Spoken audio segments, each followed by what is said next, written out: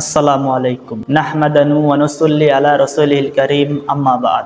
আলহামদুলিল্লাহ, সিরাতুন নবী সাল্লাল্লাহু আলাইহি ওয়াসাল্লামের সম্মেলনে বাংলার দুই সিংহ পুরুষ হাতে হাত রেখে বুকে বুক রেখে একসাথে মিলিত হন।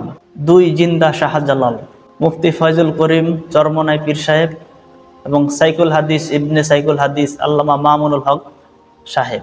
সাথে আরও ছিলেন হাসান জামিল সাহেব। সারা বাংলাদেশ এমন দৃশ্য দেখার অপেক্ষায় ছিল। এমন দৃশ্য আমাদের মনে সঞ্চয় জাগ্রত করে, এমন দৃশ্য বাতিলের মনে কম্পন সৃষ্টি করে।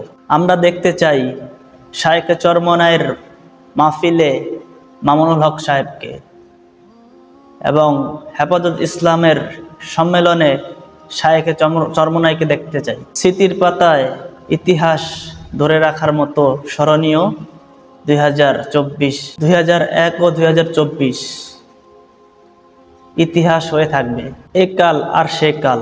2001 সালে স্মৃতির ইতিহাসে দুই সিংহ পুরুষ সাইকুল হাদিস আল্লামা আজিজুল হক রহমতুল্লাহ আলাই এবং কুতুবুল সৈয়দ ফজলুল করিম রহমতুল্লাহ আলাই। 2024 সালের ইতিহাসে দুই বাংলার সাহসী পুরুষ সাইকুল হাদিস আল্লামা মামুনুল হক এবং মুফতি মোহাম্মদ সৈয়দ ফজলুল করিম। আল্লাহ তাআলা জাতির হক্কানি ওলামায়ে কিরামদেরকে এক হয়ে নেক কাজ করার তৌফিক দান করুক, আমিন।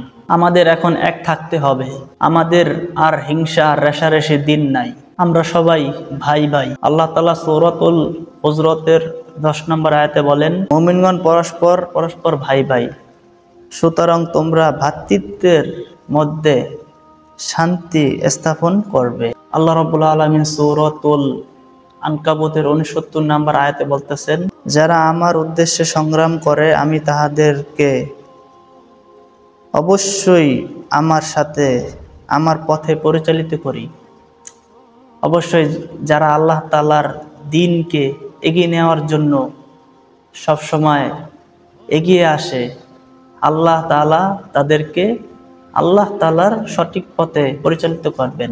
এজন্য মেরে মুহতারাম দোস্ত ভাই বুজুর্গ, আমাদের মন অনেক খুশি, অনেক আনন্দিত।